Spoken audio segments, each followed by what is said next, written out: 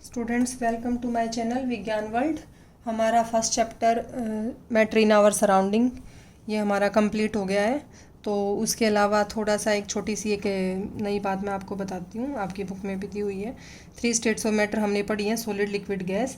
उसके अलावा 4th और 5th स्टेट्स ऑफ मैटर भी दी हुई हैं। ये क्या होती हैं 4th और 5th स्टेट ऑफ मैटर? तो 4th स्टेट ऑफ मैटर मानते हैं हम प्लाज्मा को, और 5th state of matter consider किया हुआ है बोस, आइंस्टीन, कंडेंसेट। ये नाम है स्टेट्स ऑफ मैटर के, बोस, आइंस्टीन, कंडेंसेट। ये नाम से लग रहा है। बोस एक साइंटिस्ट था, और आइंस्टीन के बारे में तो आपने सुना ही होगा। आइंस्टीन भी एक फिजिक्स का साइंटिस्ट था। बोस था इंडिया का, ठीक है, इंडियन फिजिसिस्ट है ये। तो इन दोनों ने मिल के बताया, इन दोनों ने अलग अलग टाइम पे बताया था। तो फिर आइंस्टीन ने नाम दे दिया उस 5th स्टेट ऑफ मैटर को बोस, आइंस्टीन, कंडेंसेट। ऐसे ही आती है एक 4th स्टेट प्लाज्मा।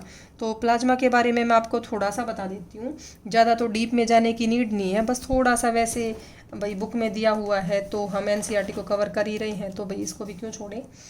तो प्लाज्मा जो है आपकी नॉलेज के लिए एक्स्ट्रा नॉलेज है ये।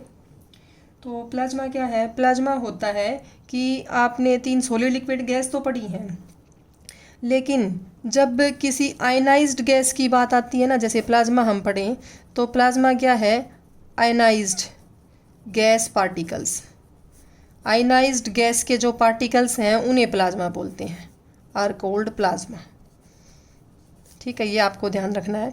नॉर्मल गैस तो आपने पढ़ ली, तीसरी स्टेट है, लेकिन आयनाइज्ड गैस का मतलब उसके आयंस बने हुए हैं, ठीक है, कैटायंस एंड आयंस, प्लस और माइनस वाले आयंस बने हुए। आप बड़ी क्लासेस में अच्छे से समझ आएगा स्टूडेंट्स, अभी क्लियर भी नहीं होंगी ये स्टेट्स आपको अच्छे से। तो जो नॉर्मल गैस की बजाय जो आयनाइज्ड गैस है और उसके जो पार्टिकल्स हैं उन्हें आप क्या कहेंगे? प्लाज्मा कहेंगे, ठीक है।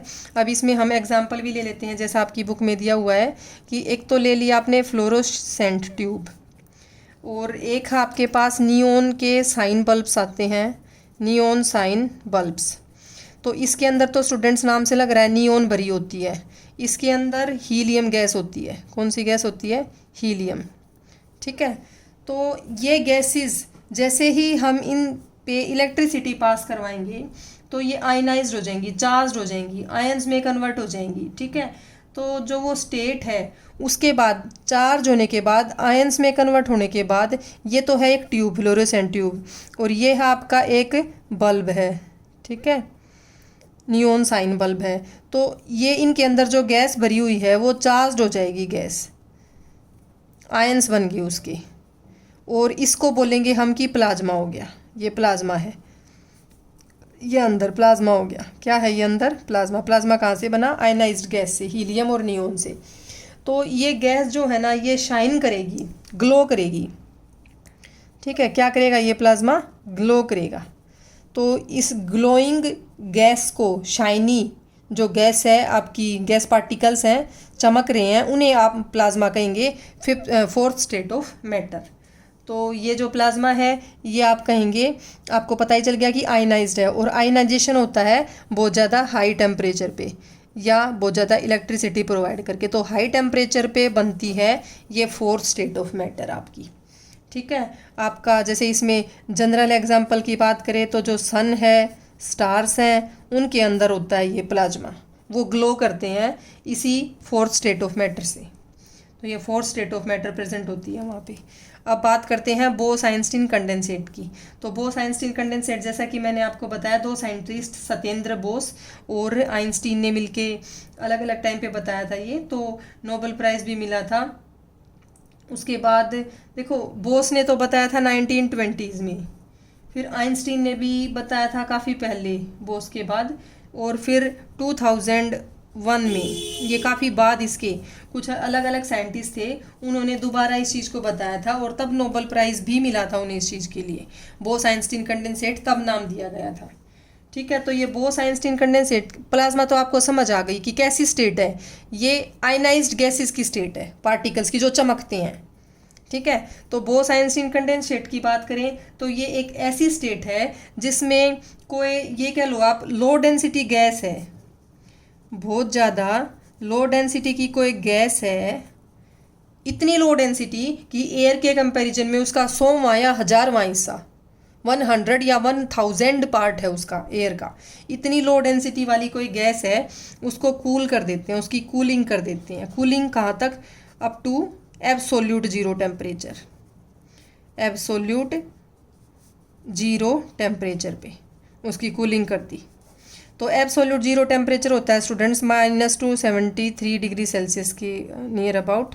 तो इतने पे उसकी कूलिंग कर देंगे ना, उस बहुत ही कम डेंसिटी वाली गैस को, बहुत ही, इसको एब्सोल्यूट ज़ीरो टेम्परेचर भी बोलते हैं, इसको सुपर कूल टेम्परेचर भी कहेंगे। सुपर लो टेम्परेचर है ये, सुपर लो टेम्परेचर पे उसकी कूलिंग कर दी तो क्या देखेंगे आप, जो वो बन जाएगी उसे बोलेंगे बोस आइंस्टीन कंडेंसेट, BEC।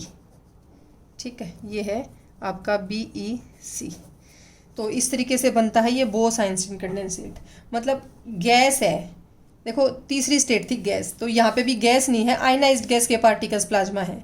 तो यहाँ एक लो डेंसिटी गैस को ठंडा कर दिया, 0 डिग्री पे बर्फ़ मिलती है आपकी, सॉलिड बनता है वहाँ पे। तो बहुत ही लो टेम्परेचर पे इस लो डेंसिटी की गैस को ठंडा करने से जो स्टेट बनेगी ना, उसको बोल रहे हैं बोस आइंस्टीन कंडेंसेट।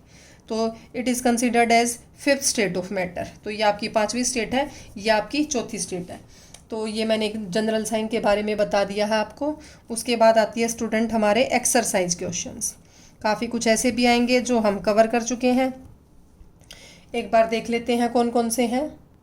ये आ गया आपकी एक्सरसाइज। तो पहले 2 क्वेश्चंस तो स्टूडेंट्स वैसे ही हैं कि केल्विन से सेल्सियस में और सेल्सियस से केल्विन में आपको कन्वर्ट करना है। उसके बाद आगे देख लो, naphthalene balls disappear with time without leaving any solid.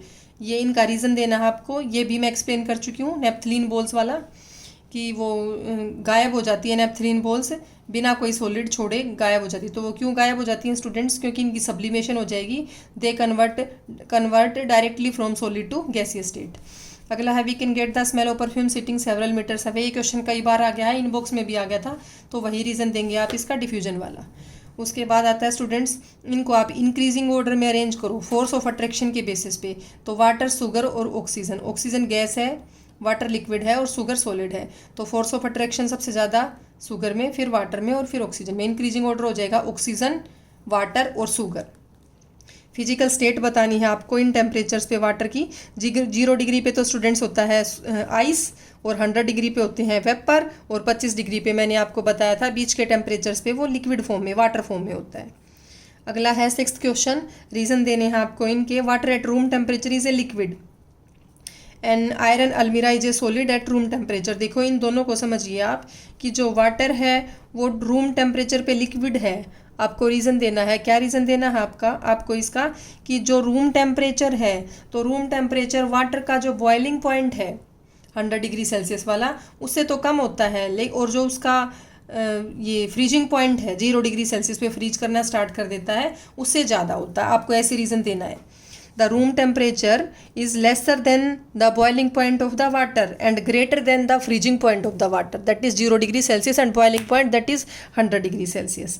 तो उन दोनों से कम और ज़्यादा है, तो इसलिए वाटर रूम टेम्परेचर पे हमेशा लिक्विड ही रहेगा, ना तो वो बर्फ़ बन पाएगा और ना वो वेपर में कन्वर्ट हो पाएगा। अब अगला है, आयरन अलमीरा सॉलिड है रूम टेम्परेचर पे। तो स्टूडेंट्स, रूम टेम्परेचर पे कोई चीज़ सॉलिड है तो सॉलिड किस में कन्वर्ट होएगी? लिक्विड में। और तो लिक्विड में कन्वर्ट होने के लिए उसका मेल्टिंग पॉइंट चाहिए, ठीक है। तो उसका जो ये रूम टेम्परेचर है कमरे का, तो जो room temperature is greater than the melting point of solid iron अलमीरा। तो आयरन अलमीरा भी आपकी किस उसमें रहेगी? तो ये हो गया हमारा कि अलमीरा भी क्या रहेगी? सॉलिड रहेगी रूम टेम्परेचर पे, सेम रीजन आ जाएगा। नेक्स्ट है, why is ice at 273 Kelvin more effective in cooling than water at the same temperature. ये भी मैंने आपको एक्सप्लेन किया था। 273 केल्विन होता है स्टूडेंट्स 0 डिग्री सेल्सियस। तो आपको कंफ्यूज बिल्कुल भी नहीं होना, कहीं केल्विन सोच के ही दिमाग में कुछ और इमेजिनेशन बना लो और आंसर को गलत कर दो। तो 0 डिग्री सेल्सियस है कि 0 डिग्री सेल्सियस पे कूलिंग इफेक्ट आइस से ज़्यादा होता है कि वाटर से? मैं आपको ऑलरेडी एक्सप्लेन कर चुकी हूँ, आइस से होता है, because water have extra heat in form of latent heat of fusion. Next है, why what produce more severe burns, boiling water और स्टीम। ये भी सेम क्वेश्चंस आगे हैं, किससे ज़्यादा बर्निंग होगी? स्टीम से होगी, because it have extra heat in form of latent heat of vaporisation. ठीक है, तो अब ये ABCDE प्रोसेसेस आपको दी हुई है ये देखिए, ये 7th 8th क्वेश्चन मैंने समझाया है, सॉरी आपको दिखाई नहीं दिया अच्छे से। तो इसमें पूछा हुआ है कि आइस और वाटर में से कूल कौन सा रहेगा 0 डिग्री सेल्सियस पे। तो वो आइस रहेगी, मैं आपको ऑलरेडी एक्सप्लेन कर चुकी हूँ। और बॉइलिंग वाटर और स्टीम में से स्टीम ज़्यादा बर्न क्रिएट करती है, because it have higher latent heat of vaporisation, extra है वो इसके पास, जो कि वाटर के पास नहीं है। फिर ये डायग्राम आपको दिखाया हुआ है, डायग्राम में आप देख सकते हैं, इसमें प्रोसेसेस आपको बतानी है ABCDE जो इन्होंने मेंशन कर रखी हैं। तो ये मैं आपको सबसे पहले जब स्टेट्स ऑफ मैटर हमने स्टार्ट किया था कन्वर्जन उनका, तो सबसे पहले मैंने आपको बताया था कि कौन सी फ्यूजन है, कौन सी कंडेंसेशन है, कौन सी इवेपोरेशन है और कौन सी सब्लिमेशन है, ये आप कीजिएगा। तो ओके स्टूडेंट्स, हमारा जो फर्स्ट चैप्टर है मैटर इन आवर सराउंडिंग वो हम कंप्लीट कर चुके हैं। आई होप आप सबको समझ आ गया होगा। लेकिन फिर भी अगर कोई भी प्रॉब्लम है, कोई भी डाउट रह जाता छोटा मोटा, तो स्टूडेंट्स आप मेरे से ज़रूर पूछ सकते हैं, मैं आपके सॉल्यूशन ज़रूर दूंगी। तो कमेंट बॉक्स में आप अपना क्वेश्चन डाल सकते हैं। तो स्टूडेंट्स, अगर आपको मेरी वीडियो पसंद आती है तो आप इसे लाइक, शेयर और सब्सक्राइब जरूर कीजिएगा।